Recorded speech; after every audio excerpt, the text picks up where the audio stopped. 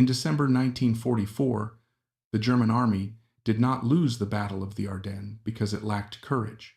They lost because everything they believed about how war worked stopped being true. For 8 days, elite German troops attacked exactly the way they had been trained to attack for 4 years. They trusted the terrain. They trusted their experience. They trusted the physics of artillery that had kept them alive on every front in Europe. And for 8 days, that belief worked. Then something changed. Not on the battlefield, not in tactics, not in leadership. The ground no longer protected them. Experience no longer mattered. Digging deeper no longer saved lives. Men began dying without hearing the guns that killed them. Entire units vanished without ever seeing an enemy. By the time German commanders understood what was happening, nearly 20,000 soldiers were already lost. This story is not about bravery.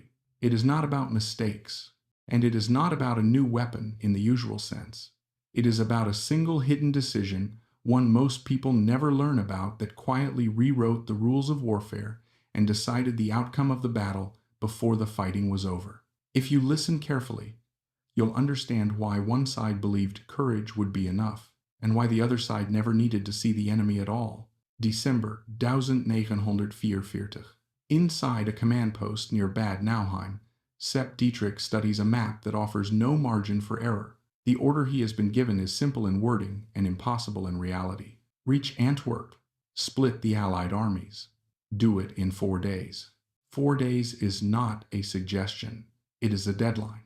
Dietrich is not a planner. He is not a strategist trained in logistics or supply mathematics. He is a fighter who rose through aggression, loyalty, and obedience. From a butcher's apprentice to one of Hitler's most trusted commanders, his career has been built on action, not calculation. He knows war. He has survived France, Poland, and the Eastern Front. He understands violence. But as he traces the roads through the Ardennes forest, he sees a problem no amount of courage can erase. There are too few roads. The entire northern thrust must funnel through narrow forest tracks, barely wide enough for a single heavy tank. King Tiger's machines that burn fuel faster than any German vehicle ever built are already lining up bumper to bumper. Supply trucks stretch for kilometers. Infantry columns are stalled in freezing conditions, waiting for movement that cannot happen fast enough. Berlin promised fuel, millions of gallons, but the fuel is stuck east of the Rhine, trapped behind bombed rail lines, destroyed bridges, and collapsed crossings. What little fuel reaches the front will not last. At combat speeds, a King Tiger consumes roughly 5 gallons per mile. Its operational range, fully fueled, is less than 90 miles. Antwerp is more than double that distance. Dietrich knows the arithmetic. If American fuel depots are not captured intact, the offensive stops not because of enemy resistance, but because the engines will run dry. Yet his men are confident. They have been chosen for this attack for a reason. Under his command are the 1st and 12th SS Panzer Divisions, including large numbers of Hitler Youth formations, teenagers and young men raised on discipline, ideology, and the belief that American soldiers are soft, uncommitted, and unwilling to die for Europe. They believe it because they were trained to believe it. They were selected to believe it. And the weather seems to confirm everything they have been told. A dense winter fog has settled over the Ardennes. For days, visibility is near zero. The sky is sealed. Allied fighter bombers, the Jabos, are grounded. No air reconnaissance. No strafing runs. No bombs. German officers repeat the same assurance again and again. The sky is safe. Without air power, they believe the Americans are exposed. Without air power, they believe the battlefield has returned to a form they understand. Dietrich plans accordingly. He abandons maneuver warfare and returns to methods older than the tanks themselves: massed infantry assaults, concentrated attacks, shock and pressure. If the lines break, the fuel problem solves itself. The Americans defending the northern shoulder of the Ardennes are not elite units. Many are young, inexperienced, and facing combat for the first time. On paper, the Germans outnumber them 5 to 1. On December 16th, just before dawn, the offensive begins. German infantry surge forward through snow and forest, moving uphill into the frozen woods around Elsenborn Ridge. The fighting is brutal, close, and constant. The Americans fall back, but they do not collapse. They retreat in order. They dig. They establish new positions on higher ground. Foxholes are carved into frozen earth.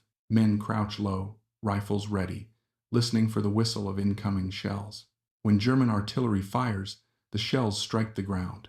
They bury themselves in snow and mud before detonating. The earth absorbs the blast. The shock dissipates underground. Trees remain standing. Foxholes remain intact. This is how artillery has always worked in forest terrain. German soldiers hear the explosions, wait, then continue advancing. They have learned this lesson through years of survival. The physics are familiar. The rules are holding. And for days, that belief proves correct. The Germans push. The Americans bleed. The line bends, but it does not break. From December 16th through December 23rd, the battle grinds forward without resolution. Casualties rise. Fuel dwindles.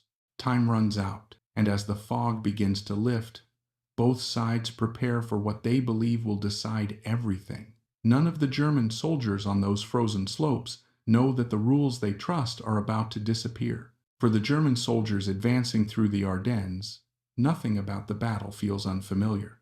The cold is familiar. The terrain is familiar. Even the resistance is familiar. They have fought in forests before. They have fought in snow before. They have fought against artillery before. And most importantly, they have learned how to survive it. The men of the 12th SS Panzer Division do not fear American guns. They understand them. Artillery, as they know it, follows rules. Rules that have been consistent since the First World War. A shell travels.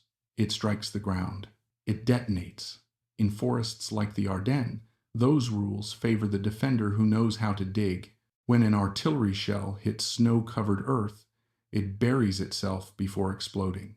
The blast energy is absorbed by frozen soil, mud, and packed snow. Shrapnel spreads outward, not downward. The ground eats the explosion. German soldiers have trusted this physics for years. They have learned when to dive, when to wait, when to move again. A man who knows the sound of incoming fire can survive. A unit that understands the pattern can keep advancing. As the battle unfolds around Elsenborn Ridge, this knowledge proves accurate. American artillery fires. Shells whistle overhead. Explosions thud beneath the forest floor. Foxholes hold. German infantry move forward in short rushes, hugging terrain, slipping between trees. They take losses, but nothing unexpected. Nothing catastrophic. From the German perspective, the battle is unfolding within acceptable limits. The Americans are stubborn, but predictable. They retreat methodically, falling back from one position to the next, digging new defensive lines on higher ground. This behavior reinforces German confidence. Retreat means weakness. Digging means delay. The Germans interpret this as progress. They are not wrong, at least not yet. German commanders understand attrition. They know that constant pressure eventually breaks defenders who lack depth and reserves. What they do not fully account for is time. Each day costs fuel. Each hour burns gasoline they do not have. The King Tigers, idle in long columns, engines running to prevent freezing. Fuel gauges drop even when the tanks are not moving. Every kilometer forward matters. Still, the situation feels manageable. The fog remains thick.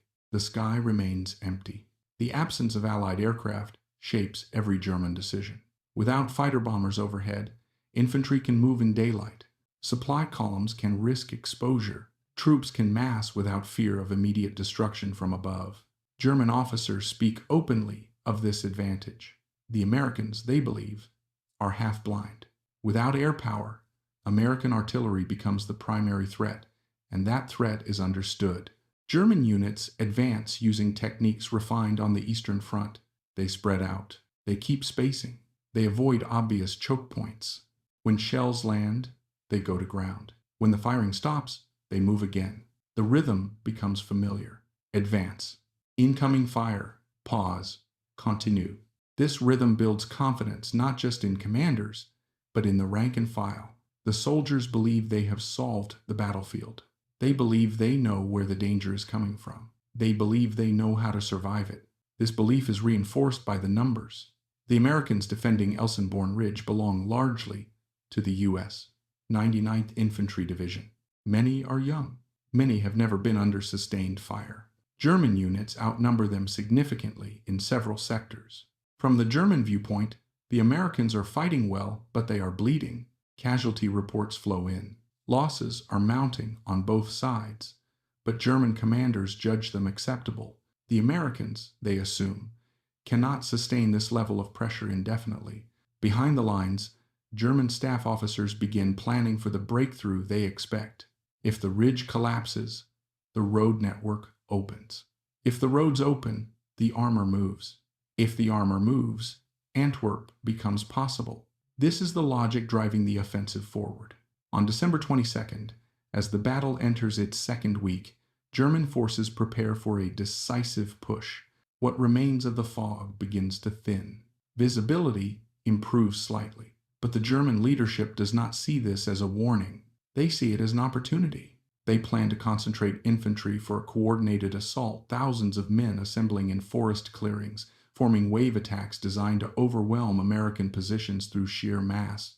It is an old method, a brutal one, but it has worked before. They trust it because it relies on something they believe cannot fail: courage, discipline, experience.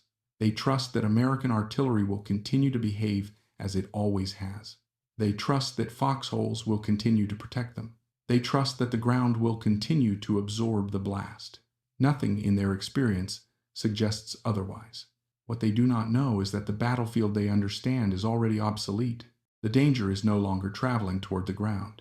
It is descending through the air. And when the next artillery mission comes, it will not obey the rules that have governed warfare for decades. By December 18th, the battle has settled into a pattern neither side expected to last. The German offensive is supposed to move fast, break through, exploit gaps, advance before the Americans can react. Instead, it slows to a crawl. Every push forward is met with resistance that refuses to collapse. The Americans bend, retreating from one position to the next, but they do not disintegrate. They fall back deliberately, choosing ground that favors defense, digging in again and again. For the German infantry, this is exhausting but not alarming. They have fought battles like this before. On the Eastern Front, they learned that progress is often measured in meters, not kilometers. In France, they learned how long it can take to dislodge determined defenders. This feels familiar. What does not feel familiar is how little ground is being gained for the cost. Each day brings new casualty lists. Companies report losses that would normally precede a pause or a reorganization. But there is no time for pauses. Fuel shortages loom over every decision. Supply officers report that reserves are lower than expected. Convoys struggle to reach the front through icy roads choked with stalled vehicles, engines idle to prevent freezing, burning fuel even while standing still. The arithmetic grows worse by the hour. Tank commanders begin rationing movement. Armored units wait for infantry to clear paths before advancing, afraid of wasting precious fuel on uncertain gains. The offensive is still alive, but it is losing momentum. For the men on the line, the days blur together. Snow, cold, shellfire. German infantry assault American positions, are pushed back, regroup, and attack again. The Americans answer with artillery, machine gun fire, and stubborn defense. The forest absorbs the violence. Shells explode underground. Trees shudder but remain standing. Foxholes protect those who dig deep enough. The rules continue to hold. German soldiers learn to recognize American artillery patterns. They count seconds between incoming rounds. They time their movement accordingly. Fear becomes manageable. Men still die, but not in ways that feel unpredictable. This predictability matters. It allows officers to maintain discipline. It allows soldiers to believe they can survive if they do everything correctly. As long as death follows rules, it can be avoided. By December 20th, frustration sets in at higher levels of command. Reports reaching Sepp Dietrich's headquarters paint a troubling picture. The breakthrough has not happened. Fuel consumption exceeds projections. Casualties are mounting faster than anticipated. Yet there is no clear alternative. Pulling back would waste what little progress has been made. Pausing would allow the Americans to reinforce and reorganize. Dietrich orders continued pressure. The logic is simple. If the Americans can be forced to commit their reserves, the line will eventually snap. If the line snaps, the road network opens. If the roads open, armor can move. Everything still hinges on that first collapse. For the German troops, the belief remains intact. They see American units fighting hard, but they also see them retreating. They interpret this as weakness under pressure. They believe the Americans are nearing their limit. Behind American lines, the situation looks different. American commanders understand that they cannot afford to lose Elsenborn Ridge. If it falls, the northern shoulder of the front unravels. They order their units to hold at all costs. Artillery is positioned on reverse slopes, hidden from direct fire. Observers are placed on high ground, scanning the forest for signs of German concentration. They see something the Germans do not realize they are revealing. As the offensive stalls, German units begin to mass. Infantry gather for coordinated assaults. Companies form up in forest clearings. Battalions prepare to move together, shoulder to shoulder, in waves designed to overwhelm defenders through sheer force. From the German perspective, this is necessary. From the American perspective, it is dangerous. Each day of fighting draws more men into tighter spaces. Each failed push compresses units further as they regroup and reorganize. The forest becomes crowded. On December 22nd, weather reports indicate that the fog will soon lift. German officers greet the news cautiously. Clear skies mean Allied air power will return. But they believe they still have time. If they can achieve a breakthrough before the aircraft return, the offensive can be saved. Plans are made for one more decisive assault. The concentration of forces increases. Thousands of German soldiers prepare for what they believe will be the final push, an attack that will break the American line and open the road west. They trust their experience. They trust their courage. They trust the rules that have governed the battlefield for years. What they do not realize is that the battle they are preparing for has already changed. The fog lifting does not just reveal the sky. It reveals a vulnerability they never imagined existed. And when the next artillery mission comes, it will not behave like any artillery they have faced before. The stalemate is about to end. Not because the Germans stop attacking, not because the Americans finally break, but because the rules they both believed in are about to disappear. December 23, 1944. As the weather begins to clear over the Ardennes, both sides sense that the battle is reaching a breaking point. For the Germans, time has almost run out. Fuel shortages are no longer theoretical. Engines are running dry. Units report that they can no longer maneuver freely. Every delay now has consequences that cannot be reversed. German commanders decide that hesitation is more dangerous than risk. If the offensive is going to succeed, it must succeed now. Orders go out to concentrate forces for a coordinated assault on the American positions along Elsenborn Ridge. Infantry units begin assembling in the forest, forming tight formations in preparation for a massed attack. Thousands of men gather beneath the trees. Weapons are checked. Officers move through the ranks, issuing final instructions. The atmosphere is tense but confident. This is the moment they have been waiting for. They believe the Americans are nearly exhausted. They believe one final push will force the collapse they have been chasing for days. They have no reason to believe otherwise. The battlefield still appears to follow familiar rules. American artillery continues to fire in predictable patterns. Shells strike the ground. Explosions are muffled by snow and earth. Foxholes still provide protection. Nothing about the situation suggests an imminent catastrophe. On the American side, observers see something different. From elevated positions overlooking the forest, forward observers scan the terrain through binoculars. They notice movement between the trees. Large concentrations of German troops gathering in unusually dense formations. They understand what this means. The Germans are preparing a major assault. One observer radios in a fire mission request. His voice is calm, professional, routine. He identifies the target area, requests artillery support, and then, almost as an afterthought, he adds a phrase that has never been used against German ground forces in Europe. VT in effect. Stead, down U8 har, the guns fire. There is no warning. German soldiers waiting in the forest do not hear the familiar whistle of incoming shells. They do not have time to react. They do not dive for cover. The shells are already above them. Instead of striking the ground, the first salvo detonates in the air approximately 30 feet overhead. Dozens of shells explode almost simultaneously, creating a pattern no German soldier has ever experienced. A dome of steel fragments expands outward, then collapses downward. Shrapnel rains straight into the forest. Men are cut down inside foxholes. Others are struck while standing, while moving, while preparing to attack. There are no craters in the ground. The earth is untouched, but the forest floor is suddenly filled with bodies. Those who survive the first burst freeze in confusion. They cannot identify the source of the attack. There is no visible enemy, no direction of fire to orient toward. The artillery continues. Salvo after salvo detonates in the air, perfectly timed, perfectly spaced.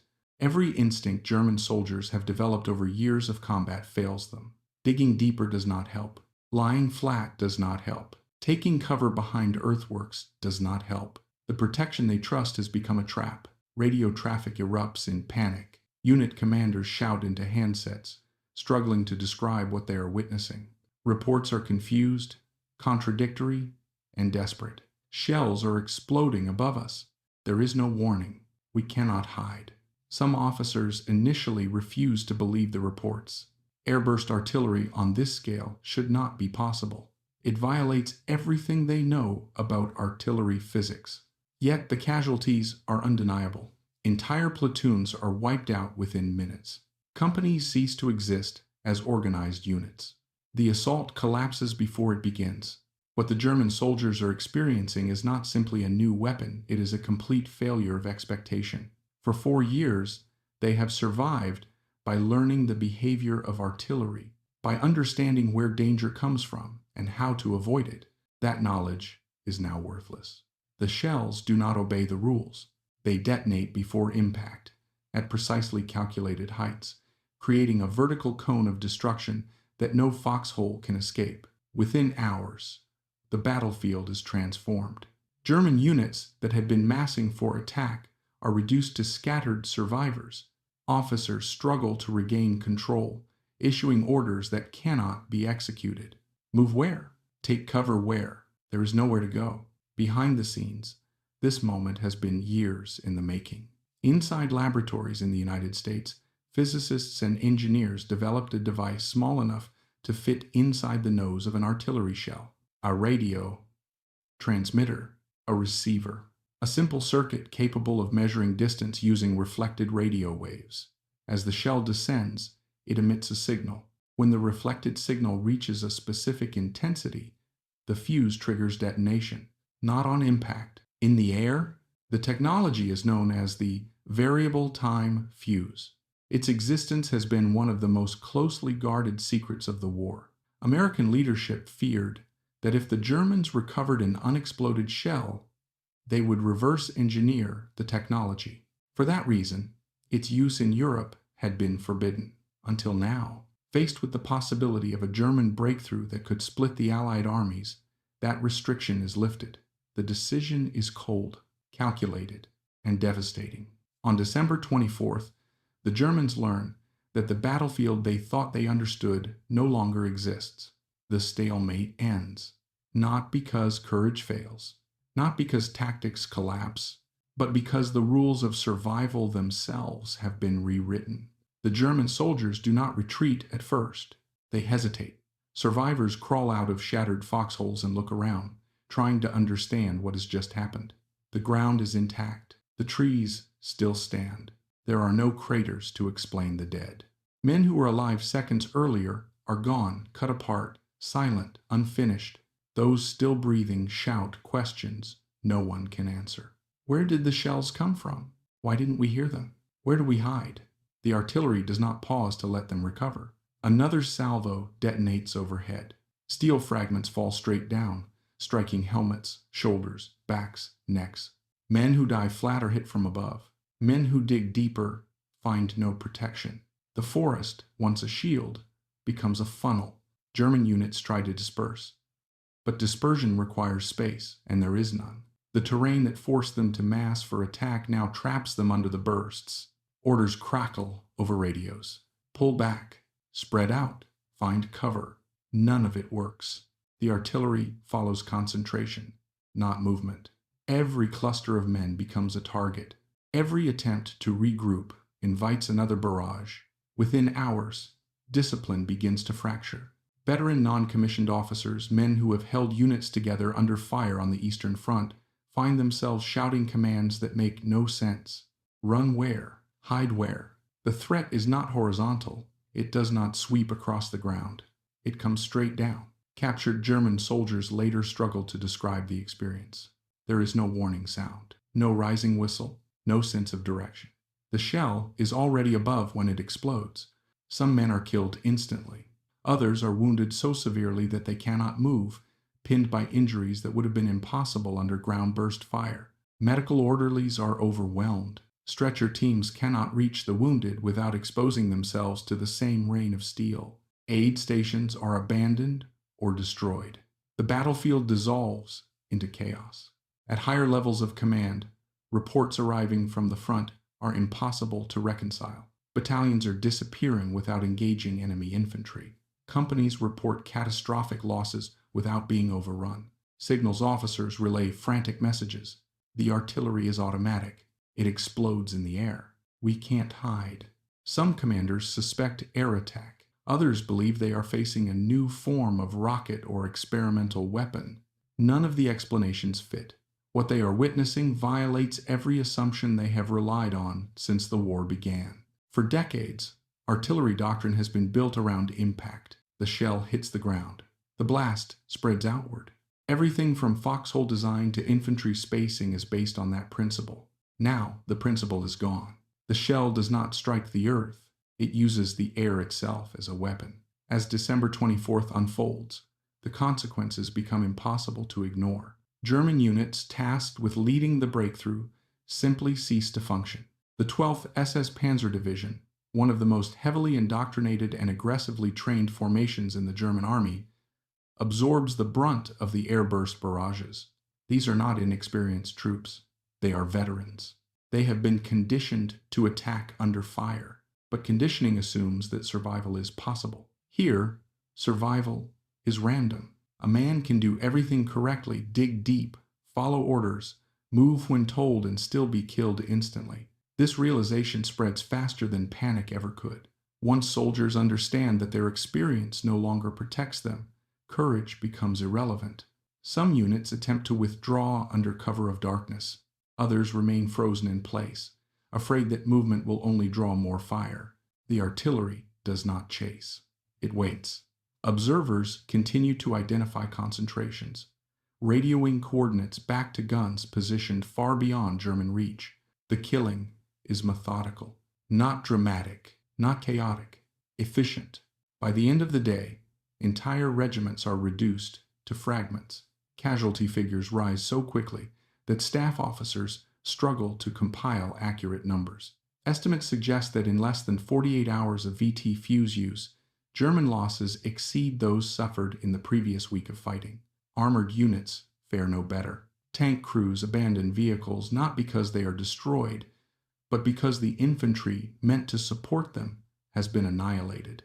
Without infantry, the tanks are blind and vulnerable. Many are left immobilized by lack of fuel, later destroyed or abandoned. The German offensive unravels not with a dramatic collapse, but with a quiet disintegration. Orders are issued and countermanded. Attack plans are rewritten and then discarded. Commanders argue over what is possible. By December 25th, it is clear that the breakthrough will never come. The Hitler Youth formations, once believed to be unstoppable, are no longer cohesive units. They exist as scattered survivors, traumatized and disoriented. Of the roughly 20,000 troops that began the offensive in this sector, nearly half are casualties. Entire companies vanish from roles. Platoons are reduced to handfuls of men. The losses are not evenly distributed. They are concentrated precisely where the VT fuse is used most heavily. German officers recognize this pattern too late. By the time they understand that the artillery itself has changed, they have no counter. There is no adaptation possible in days. No new training. No new doctrine. The weapon attacks not tactics, but assumptions. It renders experience obsolete. For the Americans, the effect is decisive. Artillery units that had struggled to slow the German advance now dominate the battlefield. Positions that had seemed precarious days earlier become unassailable. The northern shoulder of the Ardennes holds. Behind the scenes, the decision to release the VT fuse is recognized for what it is: irreversible. The secrecy that once protected the technology is gone, but the risk no longer matters.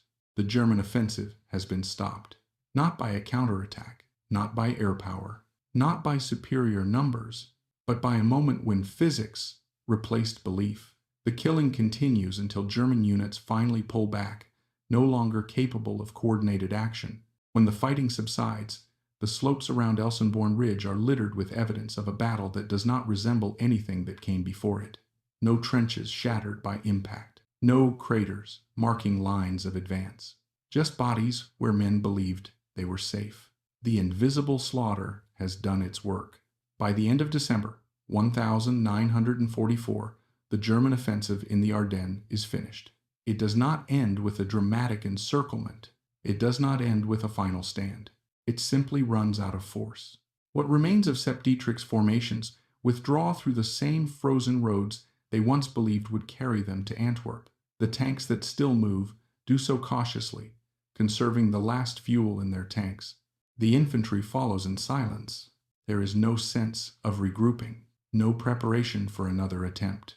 The men who retreat know something fundamental has changed.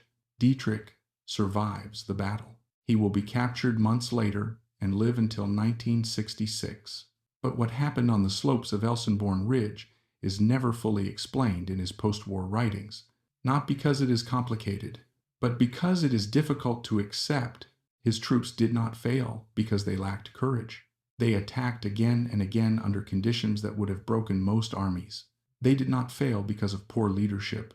Many of his officers were veterans of years of continuous war. They did not fail because of bad weather or bad luck. They failed because the battlefield they understood no longer existed. For 4 years, German soldiers had adapted to the realities of modern warfare. They learned how artillery behaved. They learned how to dig, where to hide, when to move. That knowledge had kept them alive. At Elsenborn Ridge, it betrayed them. The VT fuse did not defeat German tactics. It made tactics irrelevant. It did not overpower German courage. It bypassed it. It did not challenge ideology. It ignored it. The men in the foxholes were not beaten by an enemy they could see. They were defeated by a system that did not require contact, warning, or reaction. For the Americans, the lesson was equally clear. Wars were no longer decided solely by maneuver, discipline, or bravery. They were decided by who could translate physics into production faster than the enemy could adapt. The proximity fuse was not a miracle created in desperation. It was the result of years of industrial planning, scientific research, and manufacturing capacity. While German units trained for shock assaults and offensive spirit, American engineers were solving a different problem: how to kill without relying on precision, how to remove the need for perfect aim, how to turn space itself into a weapon. That work began long before the Ardennes offensive, long before Dietrich studied his map, long before German soldiers marched into the forest, believing the ground would protect them. The outcome of the battle was shaped not in December 1944, but in laboratories and factories years earlier. In Ohio, in Pennsylvania, in Michigan, places far removed from the sound of gunfire. By January 1945, the German army is no longer capable of large-scale offensive action in the West. The Ardennes has been its final gamble. The Hitler Youth formations that entered the battle believing fanaticism could overcome material disadvantage no longer exist as fighting units. Their losses are written into after-action reports and casualty lists, but the meaning of those losses is deeper than numbers. They mark the moment when belief finally collided with reality. The men who survived carry that lesson with them. Courage matters until it doesn't. Experience matters until it fails. Willpower matters until the enemy no longer needs to confront it directly. At Elsenborn Ridge, German soldiers learned that modern war no longer required the enemy to see you, hear you, or even acknowledge you as an opponent. The system simply processed targets efficiently, impersonally, without hesitation. The invisible rain did not fall because of hatred or ideology. It fell because somewhere, someone had calculated how to make it fall, and once that calculation was released, there was nothing left to argue with. The Battle of the Ardennes did not end because one side ran out of courage. It ended because one side ran out of relevance.